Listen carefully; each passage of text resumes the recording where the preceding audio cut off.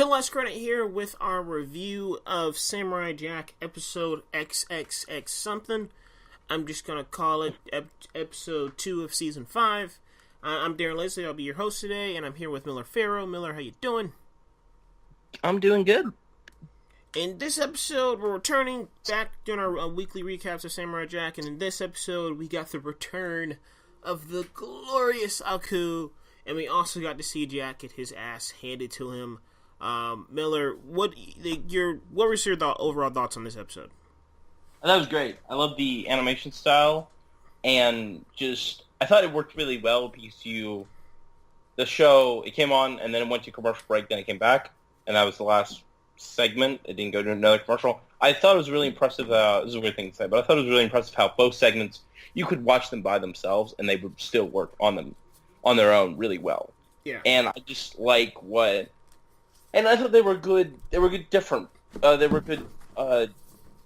Different because you got this episode, as you said, started with Aku at the beginning, and you just saw more of him. And I really like what they did with I really like what they did there because you get into the whole how the show's able to be both funny and scary, and you got it with him and being his own therapist. I thought that was really clever. Just like the whole outfit and everything. Yeah.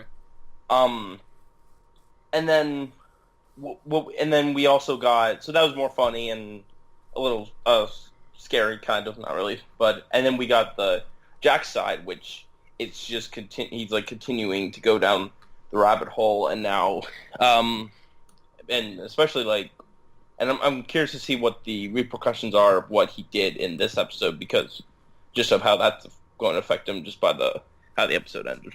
Yeah.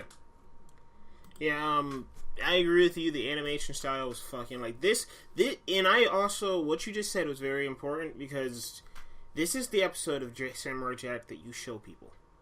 Yeah. Like, if anybody's ever curious, just be like, hey, look at this. Because, my God, this thing was non-stop. I mean, the beginning of it was, it was nice levity. It was nice to hear the guy who's doing, Aku's voice, because unfortunately Mako passed away a few years ago. The original voice of Aku, but yeah, the guy who's doing this voice is incredible. He's very spot on. I mean, you can hear some differences here and there, but overall, he's very, very spot on. And it was just a nice sense of levity. You kind of get like Aku's kind of. I mean, of course he is, but you get to see that kind of Joker-esque thing of, oh, he lives. What does the Joker do without Batman? What's Batman do without the Joker? And you kind of got that from Aku, because he's just like, where the hell's Jack? Where's he been? but yeah, I really like that. But then this thing just kept going, and one of my problems with the last episode is I was kind of like Ghost Jack. I was kind of just like, dude, what the hell are you doing? What's the point? But you finally get to see what he's like. He's looking for that building. So there is, like, he's on some type of trajectory. He's going somewhere. I do want to know what his mission is, and I don't think we'll find that out because now he has people after him. But, just lost my train of thought there. But yeah, this episode is fucking vicious. It just kept on surprising me with the animation, what they're doing, the use of 3D models, and then, just your average 2D animation. It was just... Man, but what did you think of the daughters of Aku? We finally got to see them in action. I thought they were used really well because at the I'm not sure when it was exactly. It was in the episode. I think it was a little after you first see Jack again. There's this robot that comes here. I mean, he just destroys it like nothing, and he just doesn't even care. And then you see Daughters of Aku, and it just shows you how powerful they are because like he's getting scared. Like he doesn't know exactly what to do with them, and I love that sequence where they were in the temple and like the use of music and just how it kept building and building. Like that was it was beautiful. Scary. It was straight up scary because I like that about Jack. Jack isn't if you go back and even watch some of the older series, like Jack is not he's not just this invincible guy. He's kind of like John McClane in a way. This guy gets scared. Like, you could see it in his face. Like, he's just... even when he's in his toughest moments, sometimes he's just like, oh fuck, oh shit, that's a sword, oh my god. You know, he's dodging all over the place. And in this one, he was very terrified, especially how you brought up, like, it really brings you perspective of how easy these fights have been for him against the cyborgs and the robots. Like, when he fights Adora Zaku, they are ripping him to shreds, literally. I mean, you would think they were trying to, like, get him naked or something, because they're just ripping away all of his fucking his clothing constantly. But yeah, I mean, they are beating the shit out of him, and he really doesn't stand that much of a chance. And did you like how?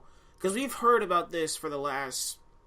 When they were, for the last few months, when they're developing the show, that Jack is going to do something that he's never done before, and that's actually kill another human being. How did you think that was handled? I thought that was done really well, because, like, because at first you're like, if you're not familiar with, like, his whole not being able to kill someone, you're just kind of, like, taken back by it, but then you're just, like, it keeps you in suspense, because then you just look in your face and you're like, oh, then you see the blood and you're just like, oh. Yeah. So I think that was just handled really well, just with the mute, or I can't remember if it was mute or not, but just the emotion on his face. I thought it was a bit too... His facial expression seemed a little off, but it worked just at first, but it worked well in, like, hindsight of everything. Yeah, and I like how... I really like how abrupt it was. Like, it wasn't just like, oh, you know, she's dead. It's just like, oh, shit. Like, oh, shit. You know, like, you really... It hits you... You're just like, oh, like, someone watching the show, like, yeah, like what I was saying, like, someone watching the show with, like, that whole, like, knowing that he hasn't killed someone, you're just, like... You know, like, they just handle it, like, really tense and abrupt, as you said. Yeah. It's done really well. Yeah, I mean, it was crazy. You're just like... Like, what else are you going to throw this guy through? Yeah, pretty much. And then he gets stabbed. He uses the guy's sword to blow up the thing. I really hope he still has that sword, because that sword's amazing.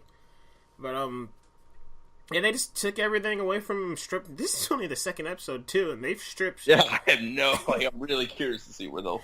I think there are 10 episodes. I could be wrong. Yeah, they've stripped everything away from him. His cool samurai suit, his motorcycle's gone, everything's just gone. And what did you think? They're probably trying to bring him back to how he was. Then I'll find his sword again. So. Yeah. And what did you think about his the side plot with the dog? Not dog. The wolf. I thought that was really cool. I just thought how they it could have been done like, oh, they're trying to do a thing here, but I thought it was like they balanced it well with the editing, and just it made sense with what was going on. It just wasn't there to like try to evoke a point that just they were just trying to get that they couldn't. Yeah, and I like how it was kind of mirroring Jack's main journey, the A story, and I was very surprised that the dog died. Oh shit, that got really violent, especially when the cat wolf thing or whatever like grabbed him and all that blood started spilling out of him. I was like, whoa. Oh, I forgot we were on Adult Swim. Then when they flash back to his body and there's like all the different colors of blood, you're just like, oh god. Yeah, and the dog's like, the dog's eyes are just like, oh, I'm no longer living. But where do you think it goes from? Did we have a poll last time? I forgot. What was the poll? I think it was whether he was going to die or not. Okay, yeah, well. Yeah, do you think that Jack wants it, like, going into episode 2, do you think that Jack is going to have a happy ending, or is he going to die at the end? Is he going to get... Ooh, I almost spoiled the movie. Is he going to make it through the end? At this point, I'm more certain that he's going to live. I can still see him dying, but I think the way they're setting this up, at least, of the way... Like, they could pull it off both ways, just because the creator, I can't, I don't want to pronounce his name and sake of butchering it, but he has such a strong grasp on this series, and just so like I know he like knows the right way to end this, but I feel like he's gonna live at this point because I feel like they're setting it up. Like, I mean, there have been times where they've done this and they did exactly kind of what I didn't want them to do, but I think they're setting it up with him being like him starting to lose grasp of everything and not caring about living anymore, and then he'll get it back. Yeah. Yeah, I just want him to have some type of redemption. I mean, I just want him to have a... He deserves it. Yeah, 50 years. All the hell he's been through. Yeah.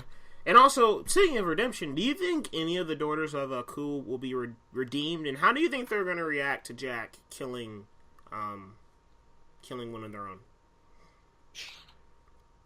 See, were they coming after him at the end or not? With all the footsteps? Yeah, I think that was them. Or was that was them? Okay. Yeah. I wasn't sure if that was the bomber, or him blowing up the thing, or... I think they'll just be like... I think they'll just go after him and try to kill him. At least just because of like the... I don't know the right term to describe, like, oh, you killed one of our people, and then that's not going to go over well where they came from. So, yeah, I think they're just going to try and get revenge and kill him.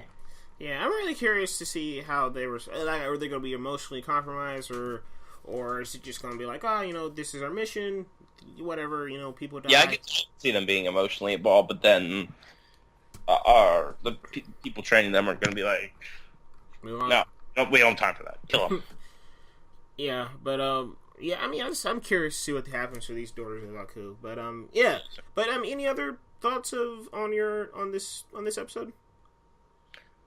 No, I just like how the series the season is continuing having a strong grasp of itself, and I'm really curious to see, like, they're really making obviously they're not going to do more, but they're really making a point, like, this is the end, we're driving it's home, just, let's get the closure. Yeah, and I like how batshit crazy this is. Like, this is insane. Yeah. But, like, it's doing it in a way, like, I was kind of scared from the trailer, like, that it'd be too much, but I don't think it is right now. Yeah, I mean, this is wonderful. I'm just glad they brought it back. But, that just pretty much wraps up our thoughts on Samurai Jack Season 5, Episode 2, or Episode XX, whatever. You can, if you like this video, please give us a thumbs up, and if you want to hear more of our Samurai Jack reviews, or any more content until the last credit, please hit that subscribe button. Miller, where can people find you? You can find me at Miller Farrow on Twitter. You can find me at Darren Lacey Jr., at Darren Lacey Jr.'s Reviews, and here at Share the Last Credit. So with all that being said, this is Till Last Credit, signing off. Cool.